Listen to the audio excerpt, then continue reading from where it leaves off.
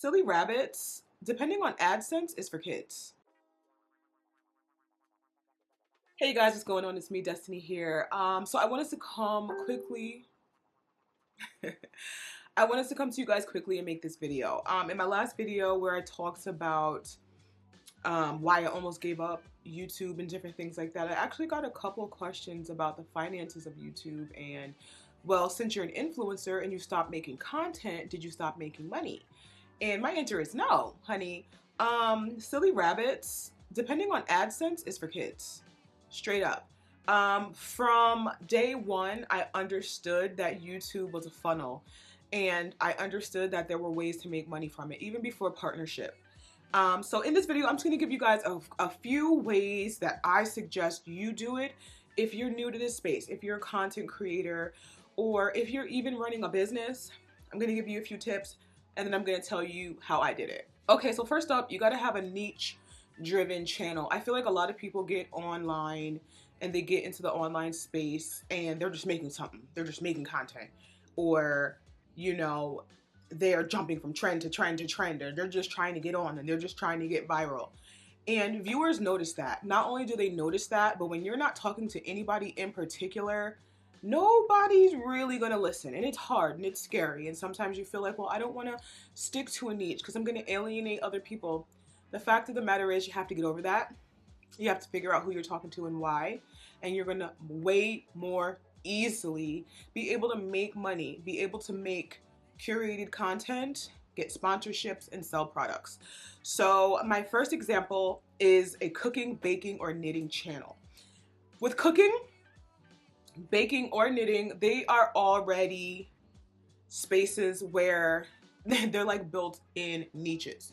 Doesn't really have to do with a color, a size, or anything like that. So that's kind of like a broad range. Now, say for instance, you decide to open a cooking channel, you have to niche down harder, right? So you open a cooking channel based on air fryer foods or air fryer recipes. You can niche down harder and open a cooking channel that is air fryer recipes for vegans, or ninja air fryer recipes. And the thing there that's going to make you money is the air fryer. Every video that you have, you're going to have your air fryer. People are going to know that's what you have. People are going to know that's who you are. Air fryer Ashley, recipes for vegans. When you get into this, you can't do how a lot of the innovators did. You can't do how a lot of the people who first started did and kind of wander around and find your way. You have to have a plan. You have to have a strategy. You know what I mean? So with baking, you can do the same thing. You can use a particular type of food. You can use a particular set of recipes. You can use a particular oven. Knitting, you can use particular yarn. You can use particular colors. You can make particular products. Hopefully you guys understand where I'm going with this. You have to know who you're talking to and why. You have to know what their pain is, what their problems are, and you have to come in and solve them. 10-minute vegan meals for moms. You have everything in your bottom bar. That leads to affiliate companies like Amazon, and even getting partnerships with the companies that you stick to. Sometimes we see these channels and we automatically assume that they're being sponsored, and that's a good thing to automatically assume, because a lot of times they're not, but they will become. Another great idea is third-party based sites. So this really is kind of like style or home decor based. So say for instance, you start a channel, you have a niche, outfits for college students, outfits for plus size college students, or frugal fashions for high school girls, right? So you put all your looks together. They're cute, they're quick, they're to the point, you're speaking to your niche, and then you're selling your looks on Depop or Mercari or Poshmark or any of these sites. That's a quick, awesome way to make money. People see how you style it, how you put it together. They're going to want to buy it, especially if they fall within your niche. If I were to do something, it would be like unisex looks for curvy girls, because I love that. I love streetwear. And I do that, and I do it on my fitness page, and I sell a ton of fitness clothing. The next idea is becoming an expert in your field. And what I mean by that is you have to do your research. This is not the kind of channel that you go to and they're like, oh my God, yeah, I love this. It's so good. Oh my God, it's great. No, you have to break it down. You have to say, I love this because the weight of this molecule is so much lighter than anything I ever tried. It has a really high percentage of hyaluronic acid. Like, you have to go deep. You have to know what you're talking about. Short, impactful, knowledgeable videos. That was me when it came to Black beauty and Black beauty products. People know that they were going to come to me, they were going to get the knowledge. So even when I didn't have a large following, even when I wasn't super popular, companies were like, yeah, but we mess with her because she knows what she's talking about and she knows how to speak about it. That's very important. The language you use, the vernacular, when you're looking to be an expert in your field, you need to have the knowledge. You need to have done the research. You need to cite your sources. You should have a blog post, a TikTok, and a YouTube dedicated to the fact that you are knowledgeable. When people run into someone who's knowledgeable, they trust them. You know, when you know how to use your words, when you know how to use your adjectives, when you know how to describe things, people trust you. Like, you could pick up this shoe and just, if you're not, you know, the expert girl, you're going to say, oh my God, this shoe is so cute. I really love it. I got it from Steve Madden. The expert is going to say, you know what, this is a really great shoe. It's vegan leather. The heel is 4 inches and it's really great, especially if you happen to have back or knee pain. I would say that this is the highest heel that you can get for your size. There are 4 other brands that make shoes exactly like this. This one in particular is a lot better because here in the ball of the shoe, like, you have to go in, you have to know what you're talking about. Those type of videos, that type of content moves merchandise, moves products, period. That leans into medical, beauty. I've done medical. I've done my hair transplant. I used to do my dermatological videos. I got PDO threads. I got my teeth done. Because I do my research, I find what I need to find to bring to my niche. When I go to the dermatologist, I ask them all the questions that I need to know about dark skin. When I went to my dentist and I traveled to Colombia, I came back with all the information that Black people needed to understand. It's safe to travel over here. There's plenty of Black people over here. This is what you need to do. And I know you're like, oh my God, but you alienated so many people. No, typically if people want your information, they'll get it from you. But if you have a niche, people who are looking, they're gonna know you're talking to them. If I walked into a room right now and I said, hey, you guys, I got makeup videos, you know, a couple people might look, but then if I walked into the same room and said, hey, you guys, I got makeup videos for darker complected people over the age of 30, everybody within that niche would say, oh, all right, she's talking to me. Let me go over there. You know what I'm saying? This could also go into lifestyle and furniture and different things like that. Don't be afraid to really research and do your due diligence to learn about the product you're talking about, because companies recognize that. Consumers recognize that. Your viewers recognize that, and they're going to trust you and they're going to buy what you recommend. Try-on reviews and demos tied directly to Amazon are going to make you bank, okay?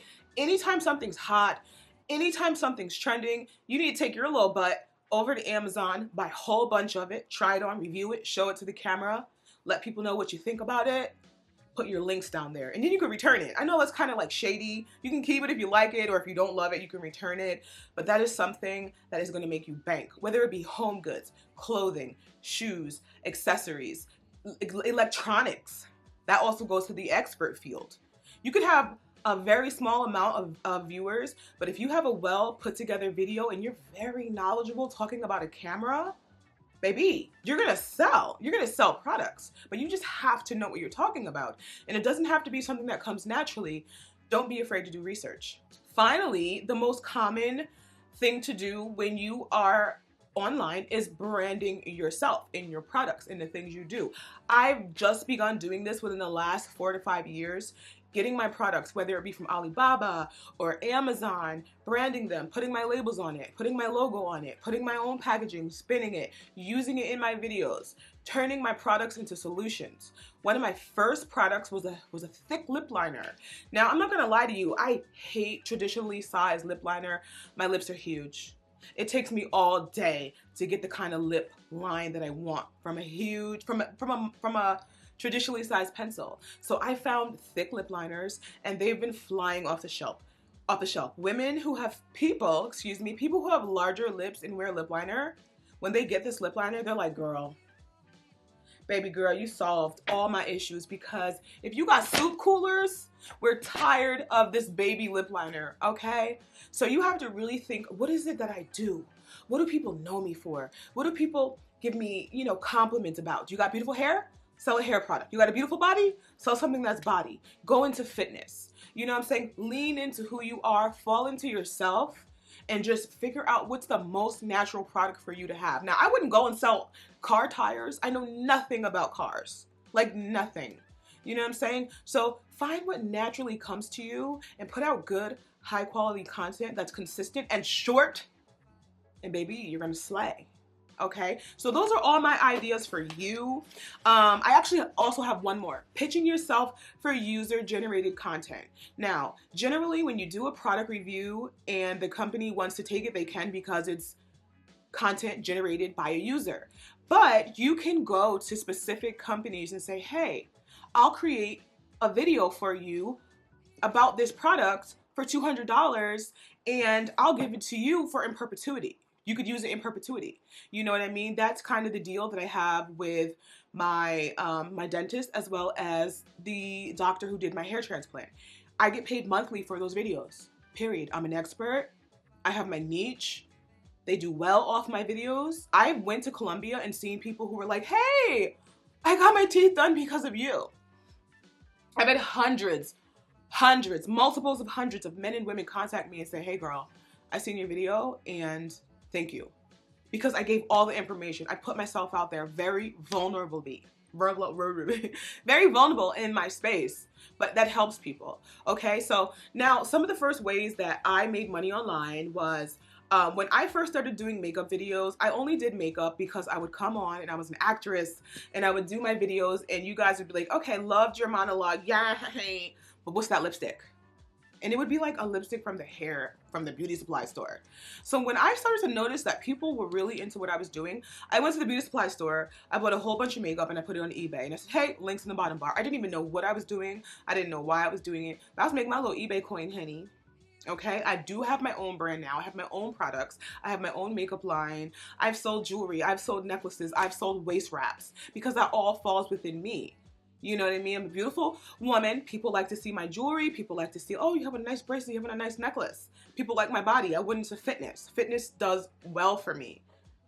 Excuse me. I sell resistance bands. I sell clothing. Like I said, I used to sell waist wraps. You know, these are all just ideas. I do have a class coming up about this. I am very passionate about this. I'm very passionate about the content making space, period. That's why I take everything so personally. It's not just because I'm a Cancer, honey. It's because I'm an artist. I'm sensitive about my shit. Honey, I hope you learned something from this video. Go ahead and smash that like, hit that subscribe button, you know what I'm saying? Go check out some of my stuff I got going on and let me know if you learned anything new in this video. I see a lot of these videos and I feel like, wow, you know, they're great, but I feel like there are some points that are missing. If I can think of anything else, I'll put it in the bottom bar. As always, guys, I want to thank you so much for commenting, rating, and subscribing. I'll be in touch and hopefully you'll do the same.